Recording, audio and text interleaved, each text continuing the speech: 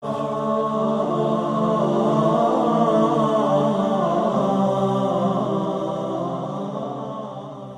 اللہ الرحمن الرحیم۔ تمام تعریف اس اللہ کے لیے جو عالمین کا رب ہے، اور درود و سلام ہو محمد و آل محمد علیہ السلام پر۔ ناظرین اکرام، سلام علیکم۔ آپ کا میزبان حسن آصف ایک بار پھر سے آپ کے سامنے موجود ہوں اپنے اسپیشل اور خاص پروگرام کربلا شناسی کے ساتھ۔ اسلام کا چراغ جلایا حسین نے، دین محمدی کو بچایا حسین نے، اسلام سو چکا تھا ہمیشہ کے واسطے، چھیٹے لہو کے دے کے جگایا حسین نے۔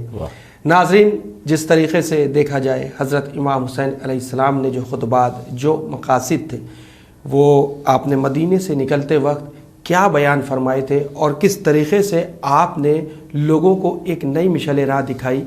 کربلا جانے کا مقصد کیا تھا امام حسین علیہ السلام کا، اسی پر ہماری گفتگو جاری ہے۔ اور آئیے سب سے پہلے استقبال کرتے ہیں ہمارے اور آپ کے خصوصی مہمان مولانا فیض عباس صاحب کا، جو اس وقت ہمارے ساتھ اسٹوڈیو میں موجود ہے۔ آغا سلام علیکم۔ وعلیکم السلام ورحمۃ اللہ وبرکاتہ۔ آغا، جس طریقے سے دیکھا جائے جو کلمات یا جو خطبات کہیں امام حسین علیہ السلام نے خاص کر مدینہ چھوڑتے وقت اپنی زبان مبارک سے کہے تھے، اس کے بارے میں ہمارے ناظرین کو بتائیں۔ اعوذ باللہ من الشیطان اللعین الرجیم، بسم اللہ الرحمن الرحیم، الحمد للہ رب العالمین، الصلاۃ والسلام علی سید الانبیاء والمرسلین وعلی اہل بیتہ الطیبین الطاہرین ولعنۃ اللہ علی اعدائہم اجمعین، اما بعد۔ کسی بھی انسان کے کام کے مقصد کو جاننے کے لیے سب سے اہم یہ ہے کہ خود اس کی زبان سے جو کلمات جاری ہوں ان کے اوپر ہم غور و فکر کریں اور پھر اس کے مقصد کو جانیں۔ امام حسین علیہ السلام کے قیام کا مقصد کیا تھا؟ آپ نے اتنا عظیم امتحان کیوں دیا؟ اس کو لے کر تین طرح کے نظریات ہیں۔ ایک وہ نظریہ ہے کہ جو امام حسین کے علاوہ دوسرے انبیاء یا دوسرے ائمہ نے پیش کیا، کہ حق کو قائم کرنا، باطل کا چہرہ لوگوں کے سامنے آشکار کرنا، یہ ہر ایک نے بتایا کہ امام حسین اس کام کے لیے نکلے تھے۔ دوسرے وہ مقاصد ہیں کہ جو کربلا کے بعد آنے والے لوگوں نے، کہ جن کا مذہب کوئی بھی ہو، جن کا دین کوئی بھی ہو، جب انہوں نے تاریخ کربلا پڑھی تو پھر اس تاریخ کربلا کو پڑھ کر انہوں نے بتایا کہ امام حسین دراصل یہ چاہتے تھے۔ تو ایک وہ مقاصد ہیں جو خدا کے بندوں نے بتائے امام حسین کے لیے، ایک وہ ہیں کہ جو عام انسانوں نے بیان کیے۔ مگر جو تیسرا مقصد ہے جو خود امام حسین علیہ السلام نے بیان کیا متعدد مقامات پر، مثال کے طور پر جب مدینے سے آپ نکل رہے ہیں تب کچھ باتیں کی ہیں، پھر جب آپ مکے پہنچ گئے تب آپ نے لوگوں سے ملاقات کی اور ان کے سامنے کچھ بیان کیا، پھر مکے سے نکل کر کربلا کے راستے میں 20 جگہ امام علیہ السلام نے اسٹے کیا ہے۔ یعنی مکے سے کربلا کے بیچ میں 20 منزلیں ہیں جہاں پر امام نے اتراق کیا۔ ہر منزل پر کسی نہ کسی سے ملاقات ہے، یا کوئی نہ کوئی خط یا کوئی نہ کوئی بات امام علیہ السلام نے پیش کی، اور ان باتوں سے سمجھ میں آتا ہے کہ امام حسین چاہتے کیا تھے۔ لہٰذا جب آپ مدینے سے نکل رہے ہیں تو آپ نے کہا کہ جو سب سے زیادہ مشہور جملہ ہے امام علی مقام کے انقلاب کے لیے، امام نے فرمایا کہ انی لم اخرج بطروں ولا اشروں ولا ظالموں ولا مفسدہ۔ یہ جو میں نکل رہا ہوں، یہ جو میرا خروج ہے، یہ جو میرا قیام ہے مدینہ چھوڑنا، یہ کسی شرارت کی بنیاد پر نہیں ہے، کسی ظلم کی بنیاد پر نہیں ہے، کسی فساد کی بنیاد پر نہیں ہے، اور نہ کسی بیہودہ بغاوت کی بنیاد پر ہے۔ یعنی امام بالکل واضح کر رہے ہیں کہ وہ نکل کیوں رہے ہیں۔ کسی پر ظلم نہیں کرنا چاہتے، کوئی دنیا میں فساد نہیں پھیلانا چاہتے، کوئی بغاوت نہیں ہے خداوند عالم سے معاذ اللہ نعوذ باللہ، اور نہ کوئی میں شرارت چاہتا ہوں کہ اس شرارت کے ذریعے دنیا پریشان ہو جائے۔ پھر امام نے فرمایا انما خرجتو، میں یہ جو خروج کر رہا ہوں، میں جو نکل رہا ہوں، لطلب الاصلاح فی امت جدی، میرا پہلا مقصد یہ ہے کہ میرے نانا کی جو امت ہے اس کے اندر کچھ خرابیاں پیدا ہو گئی ہیں، میں اس کی اصلاح کروں۔ اصلاح ہوتی ہی تبھی ہے جب خرابیاں پیدا ہو جائیں۔ اگر ایک کام بالکل ٹھیک سے چل رہا ہے تو اس میں اصلاح کی ضرورت نہیں ہے۔ یعنی پیغمبر کے جانے کے 50 برس کے اندر اس دین میں اتنی خرابیاں پیدا ہو گئی ہیں کہ جن کو سدھارنے کے لیے امام حسین نہ صرف یہ کہ مدینہ چھوڑیں گے بلکہ اتنی عظیم قربانی دیں گے۔ لطلب الاصلاح فی امت جدی۔ پھر امام نے فرمایا ارید ان آمر بالمعروف، اور اس کے ذریعے میں کیسے ان چیزوں کو صحیح کروں گا؟ پہلا ارادہ میرا یہ ہے کہ آمر بالمعروف، میں لوگوں کو نیکی کی طرف بلاؤں۔ اصلاح کر رہے ہیں نا، یعنی امام فرمانا چاہتے ہیں کہ نبی کی امت نیکی کی طرف نہیں بلا رہی ہے، میں کروں گا کہ لوگوں کو نیکی کی طرف بلاؤں گا۔ وَأَنْهَا عَنِ الْمُنْكَرِ، اور میں لوگوں کو برائی سے روکوں گا. یعنی امت پیغمبر برائیوں سے نہیں روک رہی ہے. دلیل سامنے ہے کہ یزید حلال خدا کو حرام کر رہا ہے, حرام خدا کو حلال کر رہا ہے, بندروں سے کھیلتا ہے, کتوں سے کھیلتا ہے, شراب پیتا ہے, اپنے باپ کی کنیزوں کو اپنی لونڈی بناتا ہے. یعنی آپ سوچیں کہ یزید نے کون سے کارنامے. امت تو ایک ہی ہو گئی. بالکل, پیغمبر کی امت ایک ہے جو امت مسلمہ الگ الگ سب کی. یہ بالکل, جب بھی کوئی نبی اس دنیا سے جاتا ہے تو نبی کے زور کی وجہ سے, اس کے جاہ و حشم کی وجہ سے, یا اس کے اختیار کی وجہ سے, یا ڈر کی وجہ سے, خاص کر پیغمبر اسلام کے جو آخری ایام ہیں سن 8 ہجری سے لے کر 11 ہجری تک, جو آخری 3 سال ہیں, کہ جب پیغمبر فاتح مکہ کی حیثیت سے مکہ میں داخل ہوئے تو آپ نے یہ کہا کہ میں سب کو معاف کر دوں گا, میں کسی سے جنگ نہیں کروں گا جو لا الہ الا اللہ کہہ دے. تو بہت سے افراد صرف اس بنیاد پر لا الہ الا اللہ کہہ کے دائرہ اسلام میں آئے تاکہ پیغمبر ان کو قتل نہ کریں. تو جو صرف قتل سے بچنے کے لیے لا الہ الا اللہ کہہ رہا تھا, وہ موقع کی تلاش میں تھا کہ ادھر پیغمبر دنیا سے جائیں اور یہ اپنی اصل منافقت اور اپنی اصل شرارت کو سامنے رکھیں. خدا تھا ہی نہیں دلوں میں, بالکل نہیں تھا. یہ صرف اپنی جان کو بچانے کے لیے لا الہ الا اللہ کہہ رہے تھے. لہٰذا جیسے ہی پیغمبر گئے تو ایسے افراد نے اپنے پرانے کفر, نفاق, فسق و فجور اور بغاوتوں کو سامنے رکھا, اور چونکہ لا الہ الا اللہ کہہ رہے تھے لہٰذا ہر آدمی نے مسلمان سمجھ رہا ہے, تو یہ اپنے کفر و الہات کے طریقوں کو اسلام میں شامل کر رہے تھے, جس کی بنیاد پر دین کی شکل ایک دم بگاڑ دی گئی تھی. امام حسین نے کہا کہ یہ بگڑی ہوئی شکل کی میں اصلاح کروں گا, میں لوگوں کو نیکی کی طرف بلاؤں گا, میں لوگوں کو برائی سے روکوں گا.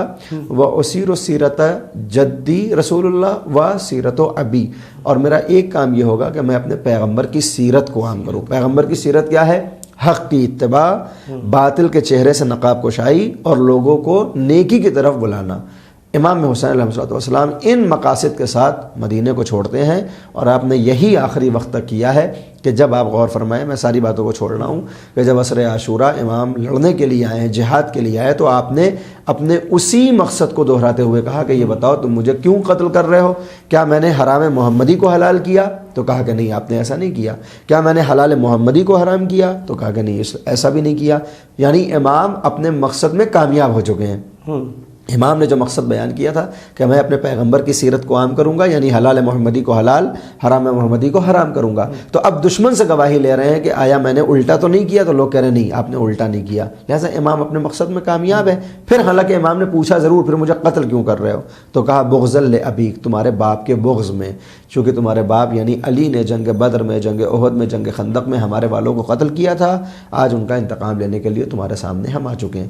لہٰذا امام حسین کا مقصد یہی تھا کہ ان نام نہاد مسلمانوں کے چہرے پر لا الہ الا اللہ کی پڑھی ہوئی نقاب کو ہٹائیں, اور ان کی اصلی گھنونی صورت کو لوگوں کے سامنے پیش کریں کہ ان کی زبان پر لا الہ الا اللہ ہے, وگرنہ ان کے دلوں میں آج بھی وہی لات و منات و عزا کی محبت ہے کہ جو کعبے کے اندر بت تھے, اور یہ آج بھی پیغمبر کے دشمن ہے, اللہ کے دشمن ہے. اگر امام حسین قربانی نہ دیتے تو آج وہی کفار اور وہی منافق لا الہ الا اللہ کہتے ہوئے دین کی اصلی شکل کو بگاڑ چکے ہوتے, کفر کو اسلام بنا دیا ہوتا. امام اپنے مقصد میں کامیاب ہوئے. یہاں پہ ہم یوں کہہ سکتے ہیں یا یوں سمجھ سکتے ہیں, یہ ہمارے ناظرین, ہمارے سامعین کے لیے, ہمارے لیے بھی خود بھی, کہ یہ جو جملہ کہا گیا کہ میں آپ کو قتل کرنا چاہتا ہوں بغض میں علی کے, کیونکہ یہ بغض علی ہی صرف نہیں ہے, یہ بہت دور سے کہیں سے یہ اشارہ تھا. یہ بغض خدا ہے, بغض نبی ہے, بغض علی. یہ تو صرف اس طریقے سے ہم یوں سمجھیں کہ امام حسین اسلام کے نفس کو چیک کیا جا رہا تھا, کیونکہ آپ اس کے بیٹے تھے جس نے کبھی اپنے نفس کے لیے جنگ نہیں کی بلکہ خدا کے لیے جنگ کی. جس طریقے سے دیکھیں امام حسین علیہ السلام نے جب مدینہ چھوڑا تو آپ نے قصد کیا, عہد کیا کہ ہم کربلا جائیں گے, کوفے جائیں گے, لیکن کوفے جاتے جاتے آپ نے ایک دم سے وہ راستہ بدل دیا اور آپ نے کربلا کا راستہ اختیار کیا. کیا وجوہات تھے جس کی وجہ سے امام حسین علیہ السلام نے ایسا کیا؟ حسن تم عام طور پر آپ کا خوبصورت سوال ہے, اور یہی فکر پائی جاتی ہے کہ امام حسین علیہ السلام جب مدینہ چھوڑ رہے ہیں تو چونکہ کوفے والوں نے خطوط لکھے ہیں لہٰذا امام کوفے جانا چاہتے ہیں. اصل معاملہ یہ ہے کہ جب امام نے مدینہ چھوڑا تو یہاں کوفے کا کوئی تذکرہ ہی نہیں ہے. یعنی امام جب 28 رجب سن 60 ہجری کو مدینہ چھوڑ رہے ہیں تو کوفے کا کوئی تذکرہ نہیں ہے. یعنی نہ تو کوفے والوں نے امام کو خط لکھا, نہ امام کا قصد ہے کہ کوفے جائیں گے. امام کا پہلا قصد یہ ہے کہ مجھے خروج کرنا ہے, مجھے اس مدینے سے نکلنا ہے تاکہ میں لوگوں کو بتا سکوں, دنیا کو جگا سکوں کہ یزید کفر کو اسلام بنانا چاہتا ہے اور اسلام کو کفر قرار دینا چاہتا ہے. اگر میں مدینے کی چار دیواری میں گھرا رہا تو میری بات بس مدینے میں دب کر رہ جائے گی. میں جب مدینے سے نکلوں گا تو جہاں جہاں تک میں جاتا رہوں گا میری آواز پھیلتی رہے گی. ایسا قصد کر کے امام اصل میں سب سے پہلے مدینے سے مکے پہنچے. لہٰذا بعض روایات میں ہے کہ 28 رجب کو آپ نے مدینہ چھوڑا اور 6 دن کے بعد 4 شعبان سن 60 ہجری کو آپ مکے میں آ گئے. مکے کا انتخاب کیوں کیا ہے؟ اس لیے کہ مکہ اس وقت مرکز اسلام ہے. ہر انسان حج کے فرائض کو انجام دینے کے لیے یا عمرہ کرنے کے لیے یا صرف طواف کرنے کے لیے خانہ خدا میں آتا ہے، مکے میں آتا ہے. مکہ مرکز ہے. امام حسین نے سوچا کہ سب سے بہتر اپنی آواز کو پہنچانے کی جگہ کون سی ہے؟ مکہ ہے. مثال کے طور پر میں آپ کو مثال دوں کہ آج پوری دنیا میں مجالس ہوتی ہیں، چھوٹے چھوٹے دیہاتوں میں مجلس ہوتی ہے، چھوٹے چھوٹے گاؤں میں ہوتی ہے، شہروں میں بھی ہوتی ہے، مگر سب سے مضبوط آواز کہاں سے اٹھتی ہے؟ جو مرکز ہوتا ہے. میں سامنے کی مثال دوں کہ ہمارے اس ہندوستان کے اندر ہر دیہات میں مجلسیں ہوتی ہیں، پاکستان میں ہر چھوٹے چھوٹے موضع میں مجلسیں ہوتی ہیں، مگر یوٹیوب کے اوپر مجلسیں کہاں کی آتی ہیں؟ یوٹیوب کے اوپر کلپس کہاں کی آتی ہیں؟ جو مرکز ہوتا ہے. مثال کے طور پر ہمارا شہر لکھنؤ بھی مرکز کہلاتا ہے. اب کس حد تک ہے وہ میں اس بحث میں نہیں جانا چاہتا. مثال کے طور پر ہمارا شہر ممبئی یہ بھی ایک مرکز کہلاتا ہے، شہر حیدرآباد یہ بھی ایک مرکز کہلاتا ہے. تو اب جب بڑے شہروں سے جو آواز اٹھتی ہے یہ زیادہ دور تک جاتی ہے. چھوٹے گاؤں میں چھوٹے دیہات میں جو مجلس ہوتی ہے اب وہاں پر نہ نیٹ ہے نہ لائٹ ہے تو اس کی آواز ویسے نہیں پہنچتی. حالانکہ ہو سکتا ہے کہ اس کے اندر جذبہ زیادہ پایا جاتا ہو اس مجلس کو انجام دینے کا، اس خطیب کا حوصلہ زیادہ بلند ہو کہ وہ ایسی جگہ پر خدمت کر رہا ہے جہاں کوئی کسی کو پوچھنے والا نہیں ہے. لیکن عام طور پر دنیا کے محدودیت کو مد نظر رکھتے ہوئے پیغام وہاں سے زیادہ مضبوطی سے جاتا ہے جو مرکز ہو. بے شک. بالکل اسی انداز میں امام حسین کو معلوم ہے کہ جب میں مدینے کی چار دیواری کو چھوڑوں گا تو سب سے بڑا مرکز اسلام کا ہے مکہ. پوری دنیا سے لوگ آئیں گے یہاں پر زیارت کرنے کے لیے تو میں ہر ایک کو جب باتیں بتاؤں گا وہ اپنے شہروں میں جائیں گے، امام حسین کا پیغام پھیل جائے گا. امام نے اس لیے مکے کا انتخاب کیا. 4 مہینے تک امام مکے میں ہی رہے ہیں. اگر آپ غور فرمائیں 4 شعبان کو امام علی مقام مکے میں آئے. ابھی تک کوفے کا کوئی تذکرہ نہیں ہے.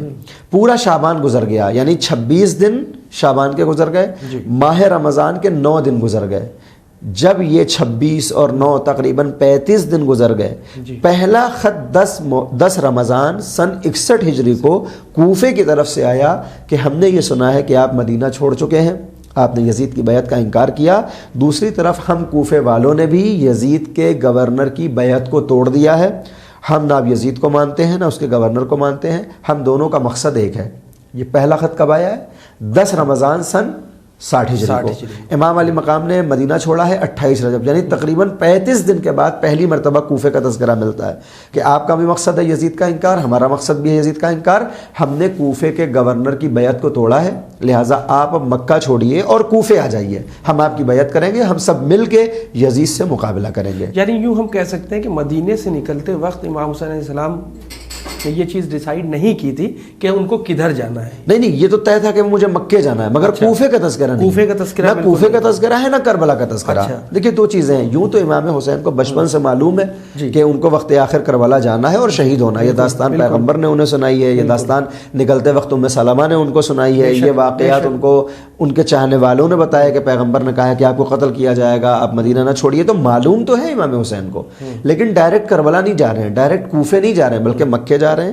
کوفے کا تذکرہ 35 دن کے بعد ملے گا کہ جب یہ خط آئے گا تو اب امام چونکہ حجت اللہ ہوتا ہے، حجت تمام کرنے کے لیے امام نے اب قصد کیا کہ وہ اب جب مکے سے نکلیں گے تو پھر کہاں جائیں گے؟ کوفے جائیں گے. لہٰذا جب 10 رمضان کو پہلا خط آیا تو 5 دن کے بعد 15 رمضان سن 60 ہجری کو امام علی مقام نے حضرت مسلم کو مکے سے روانہ کیا کہ یہ جو کوفے سے خطوط آ رہے ہیں ان میں کتنی سچائی ہے، آپ جائیے دیکھیے، اگر یہ سچ کہتے ہیں تو ہم مکہ چھوڑ کر پھر کوفے آئیں گے. اب حضرت مسلم آتے ہیں وہاں کوفے کے اندر اور ان کے ساتھ جو حالات ہوتے ہیں، پہلے لگتا ہے کہ یہ سب صحیح کہہ رہے ہیں، لہٰذا حضرت مسلم قاصد بھیجتے ہیں کہ آپ آ جائیے، یہ لوگ آپ کی مدد کریں گے. یہ ادھر قاصد آتا ہے کہ آپ کو کوفے آنا ہے، ادھر حضرت مسلم کے ساتھ بے وفائی ہوتی ہے، ان کو دھوکہ دیا جاتا ہے، ان کو شہید کر دیا جاتا ہے. امام حسین یوں تو علم امامت سے سب کچھ جانتے ہیں کہ کہاں کیا ہو رہا ہے، مگر امام اپنے علم سے ہمیشہ کام نہیں لیتا. اس لیے کہ اگر امام ہر موقع پر اپنے علم غیب کو استعمال کرے گا تو کبھی شہید ہی نہیں ہوگا. کبھی شہید نہیں ہوگا. مثال کے طور پر اسے معلوم ہو کہ اس عمل سے میری شہادت ہونے والی ہے، وہ اس عمل کو کرے گا ہی نہیں، تو پھر تو وہ قیامت تک زندہ رہے گا. تو امام علم غیب کو ہر جگہ استعمال نہیں کرتا. جو دنیا ہے، جو علل و معلول کی دنیا ہے، کاز اور ایفیکٹ کی دنیا، اس کے تحت اپنے کاموں کو انجام دیتا ہے. لہٰذا میں بس ختم کر رہا ہوں کہ 15 رمضان کو حضرت مسلم نکلتے ہیں، اور یعنی 10 رمضان کے بعد کوفے کا تذکرہ ہے. مگر جب کوفے آتے ہیں تو پھر حالات بدلتے ہیں، اور یہ کہ حر کہتے ہیں کہ نہیں، آپ کو کوفے جانے کی اجازت نہیں ہے، آپ کو کسی ایسی جگہ جانا ہوگا جو بالکل ایسی ہموار ہو کہ جہاں پر جب ہمارے پاس نئے پیغامات آ جائیں گے کہ آپ کے ساتھ جنگ کرنی ہے، آپ کے ساتھ صلح کرنی ہے، وہاں جو فیصلہ ہوگا وہ طے کیا جائے گا. فی الحال ہمیں ایک میدان میں جانا ہے.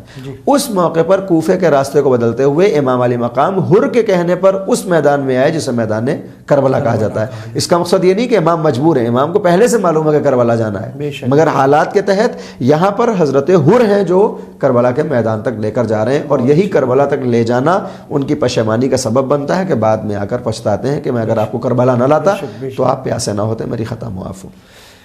مدینے سے کربلا کی طرف جب آپ نے قصد کیا ہے جانے کا، تو وہ قرآنی آیتوں کا جو آپ نے استعمال کیا اپنی زبان مبارک سے، اس میں کیا پیغام ملتا ہے ہم سب کے لیے؟ احسن. تم امام علی مقام کی 2 آیتیں جو بڑی مشہور ہیں، ایک آپ نے جب مدینے کو چھوڑا اس وقت پڑھی، اور دوسری آیت آپ پڑھتے ہیں کہ جب مکے کے اندر داخل ہوتے ہیں. یہ سورہ قصص کی آیت ہے کہ جس طرح سے حضرت موسیٰ نے جب فرعون جو آپ کو قتل کرنا چاہتا ہے، جو آپ کو ڈرانا اور دھمکانا چاہتا ہے، جب آپ فرعون کے مصر کو چھوڑتے ہیں حضرت موسیٰ، تو آپ کہتے ہیں کہ خدا بند عالم مجھے ظالموں کے شر سے محفوظ رکھے، اور یہ کہتے ہوئے کہ آپ کے اوپر ایک خوف ستاری ہوتا ہے کہ کہیں ظالم ان کو قتل نہ کر دے.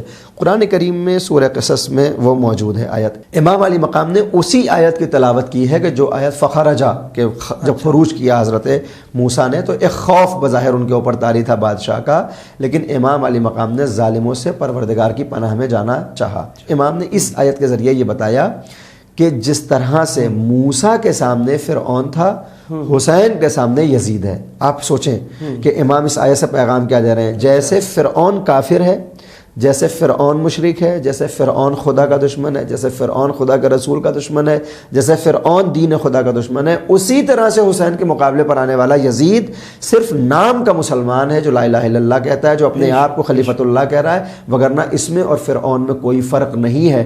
جیسے موسیٰ نے ایک ظالم بادشاہ کے ڈر اور اس کے دباؤ کی وجہ سے مصر کو چھوڑا تھا، میں بھی مدینہ چھوڑ کے جا رہا ہوں، مجھے بھی کوئی خوف نہیں ہے، کیونکہ مجھے معلوم ہے کہ جیسے موسیٰ نے جب مصر چھوڑا تو کامیاب ہو کر واپس آئے اور اللہ کی توحید کا پرچم لہرایا، اسی طرح سے میں بھی مدینہ چھوڑ رہا ہوں، اور ایک دن ایسا آئے گا کہ میرا یہ خروج ہوگا کہ جو لا الہ الا اللہ کو سربلند کر دے گا. لہٰذا اس آیت کا استعمال کیا.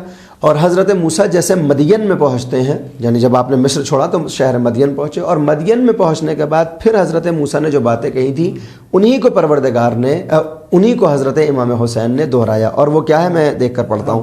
وَلَمَّا تَوَجَّهَ تِلْقَاءَ مَدْيَنَ قَالَ عَسَىٰ رَبِّي أَن يَهْدِيَنِي سَوَاءَ السَّبِيلِ. یعنی اس کا مطلب یہ ہوتا ہے کہ امام حسین نے فرمایا کہ جب موسیٰ نے مدین کا رخ کیا تو کہا کہ ان قریب پروردگار مجھے خیر اور صلاح کے راستے کی ہدایت کر دے گا. یعنی جیسے حضرت موسیٰ مدین پہنچ کر امیدوار ہو گئے تھے کہ میرا یہ خروج مجھے کامیابی تک پہنچائے گا، میرا اپنے شہر سے نکلنا اللہ میری اصلاح کرے گا، مجھے کامیاب کر دے گا، مجھے نیک راستے کی طرف ہدایت دے گا، یہ حضرت موسیٰ نے کہا. انہی جملوں کو دہرا کر بار بار یہ یاد دلا رہے ہیں کہ یزید جتنا بھی طاقتور ہو جائے فرعون کی طرح طاقتور نہیں ہو سکتا.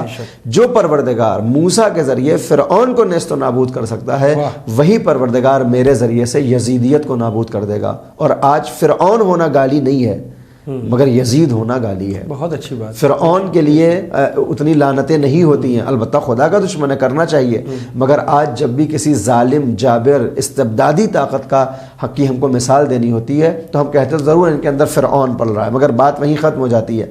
مگر جب ہم کہتے ہیں کہ یہ یزید ہے تو ہم کتنی حقارت کے ساتھ اس کو دیکھتے ہیں.